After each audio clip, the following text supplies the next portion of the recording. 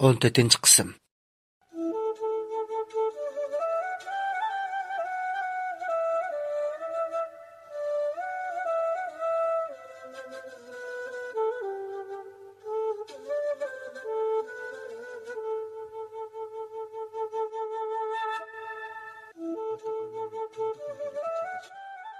Gülnaziya bu uyga dasigandan tortib tong otqucha bechora oti bilan ona kirpik qoqmadi. Cho'pchong bo'lsa-mu, yanala bolada. O'z qizi yerim kechida bu holatda qaytib kelsa, ota-onaning qandoqmi yuragi chidasin. Tongmi otdi. Ular to'xtamasdan so'rab Gülnaziyaga orom bermadi. Gülnaziya rost gapni deyalisunmi? Faqat Sohiraning yutib ketganligini, Rahila xonimning va Ahmad apandining bu ishni o'zidan ko'rib, uni urib uydan qo'g'lab chiqarib etganligini aytib, buqildab yig'lab berdi. Buni anglagan ona bilan dada, o'gay nevrisi bo'lmish Sohiradan ozroqmi ansirmasdan, Ahmad apandilarning hissiyotini ozroqmi o'ylab qo'ymasdan, ularni vijdonsizlikda ayblab, qizga ich og'ritib ketishdi. Teha Gülnaziyaning dadisi Baturning necha vaqtdan beri og'rib turgan yuragi bu ko'ngilsiz xabarning ta'sirida qattiq og'rib, doktorxonada yetib qoldi.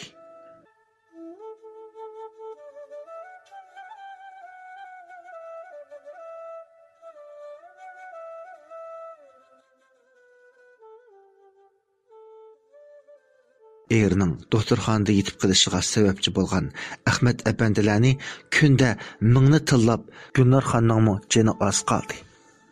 Gulnarxon ochisi Oytullaxonga Gülnaziyaning aytgan so'zlarini aytib berdi. Bu ishqa Oytullaxonning qattiq ochig'i kelib, jiyan qizi uchun ich og'ritdi. U Udul Rahila xonimni izlab, ularning Gülnaziyaning ishida to'limi oshirib etganini, har qancha ish bo'lib ketgan bo'lsa-mu, uni yerim kechida qo'g'lab chiqarishning to'g'ri emasligini aytib, ularni ayblab ketdi. Ammo Oytullaxon bola dardida ularning bir tishlam bo'lib qolganini ko'rmasga soldi. Rahila xonim uningga ortiq gap qilg'isi yo'qligini, agar ishning haqiqatini bilgisi bo'lsa, o'g'li Ahmad apandini izdisi bo'ladiganligini aytib, uni yo'lga soldi. Hozir demisimi, Rahila xonimning Oytullaxonga bu ishlarni tushundirgidek holi yo'q edi. Oytullaxon jiyan qizning ishini tezroq tugutish uchun Ahmad apandini izlab bordi. Bu vaqtda Ahmad apandi uyda Sohiraning suratiga qarab, ko'zlaridan taram-taram yosh to'kunicha o'tirgan edi. Oytullaxon Rahila xonimga aytgan gaplarni yana bir qatim takrorlab, qandoqli bo'lmasin Gülnaziyadan apu so'rab, uni qaytirib akilish to'g'risida Ahmad apandiga nasihat qilishga boshladi. Ahmad apandi Oytullaxonga bir hazo qarab turib etgandan keyin uni ustungi qavatga boshlab chiqib, tilkamerani yondirib qo'yib berdi. O'zi bo'lsa bir eg'izmi gap qilmadi. U 2 soatga yaqin ko'rinishlarni ko'rsatgandan keyin Oytullaxonga yuzlanib turdi. Qizining ichinishli holatini yana bir qatim ko'rgan dodining yuragi ezilib, yuzlari qayta yosh bilan yuyilib bo'lingan edi.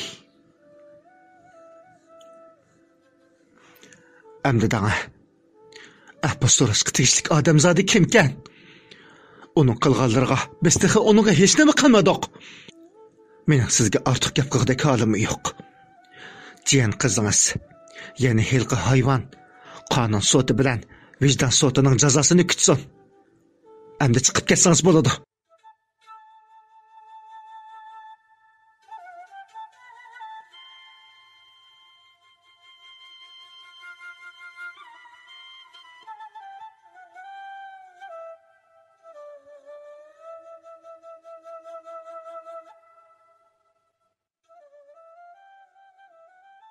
Ahmad apandi shundoq deb uningga kaynini qilib turdi.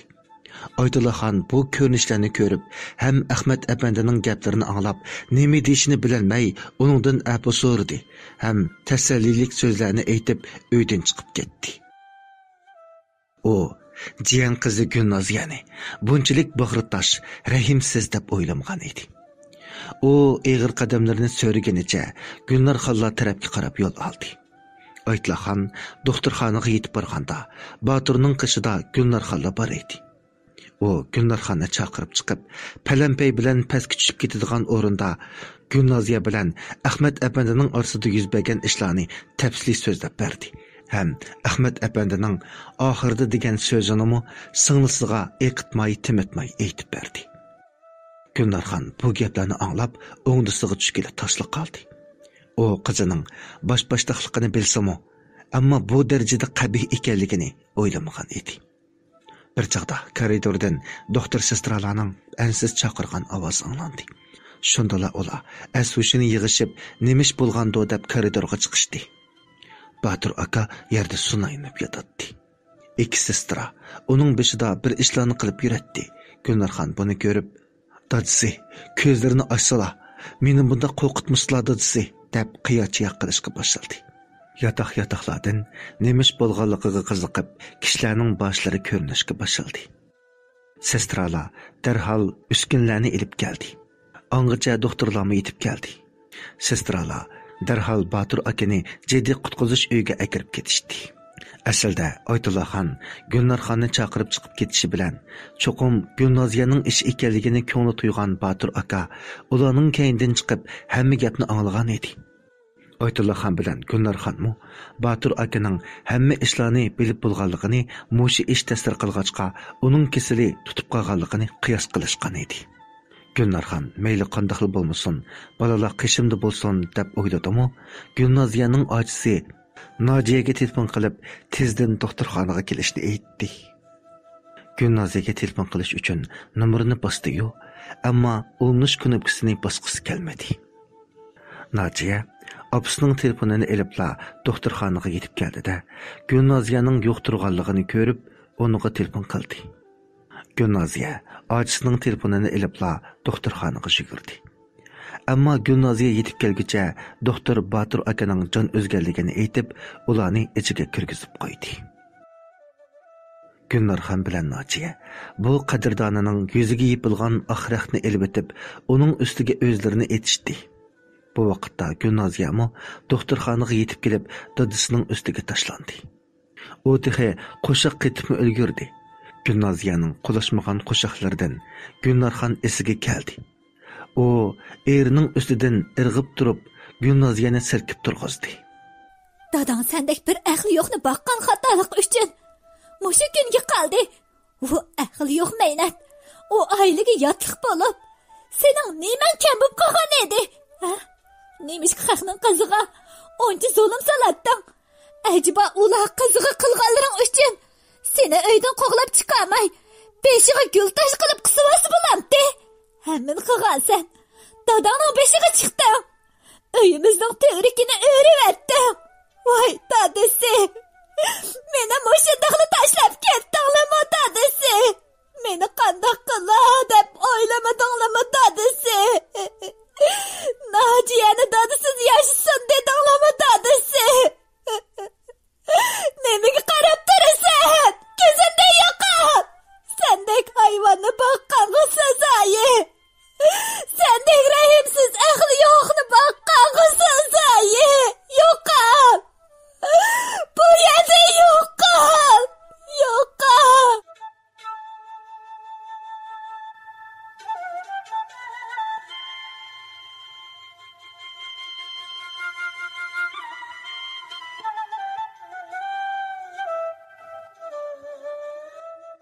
Gulnarxon hadab Gulnoziyaga qattiq varqiraydi. Hadab eri uchun hozir achatdi. Bu ayolning yig'isi har qanday odamning ichini seratdi. Nojiya opasining deganlaridan bir narsani his qildi-mu, ammo nima ishligini toza degandek anqira olmadi.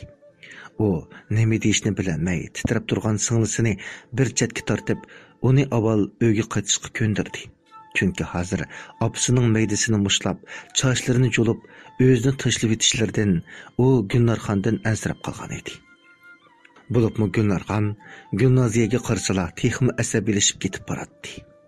Gulnoziyami yig'idan qizargan ko'zlarini atrofga sarangladek tikib, xuddi mas odamlardek dildangshiginicha mingib, doktorxonadan chiqib ketdi. U mana bugun haqiqiy turda yaqinlardan ayrilishning ta'mini tetayotdi. Yana kelib, bu ayrilish azobini o'zi keltirib chiqargan edi. U uyga qaytib kelib, ko'zlaridan taram-taram yosh iqitganicha Farhod bilan tanishgandan tortib, uning bilan muhabbatlashgan o'sha go'zal chog'larni. O'qish bitirib, imtihon berishning oldi keynidagi ishlar. Farhod xizmatga chiqqandan keyinki uni behuda qiynashlar, gumon qilishlar, to'yi bo'lishning oldidagi Farhodning o'ziga yolvurgan ko'rinishlari, to'yi bo'lgan vaqtlar, to'ydan keyinki Ahmad apandi, Mahmud apandi, Rahila xonimlarning uni beshiga elib ko'tirgida qilib ketgan yaxshi muomalalari. O'zining har kuni degidek heli uni, heli buni bahona qilib Sohirani tillagan, urgan, turli shaklda qiynagan hamma ko'rinishlarni o'ylab chiqdi.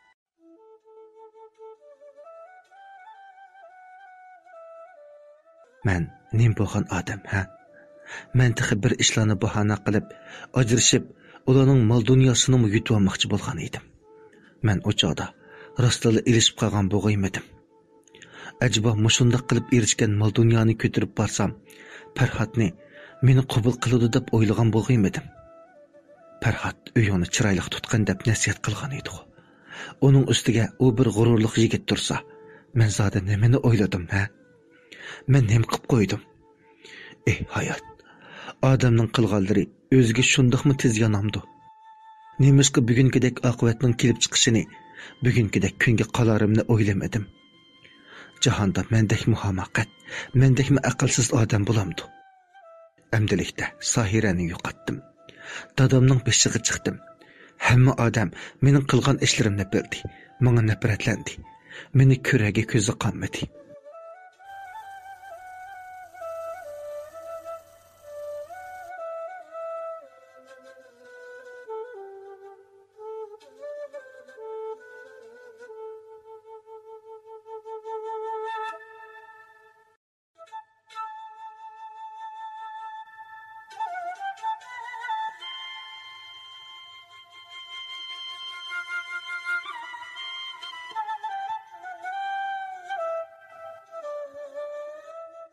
Taqdirning chaqchiqi nomli ko'p qismliq ovozliq asarning 14-qismini anlatdik.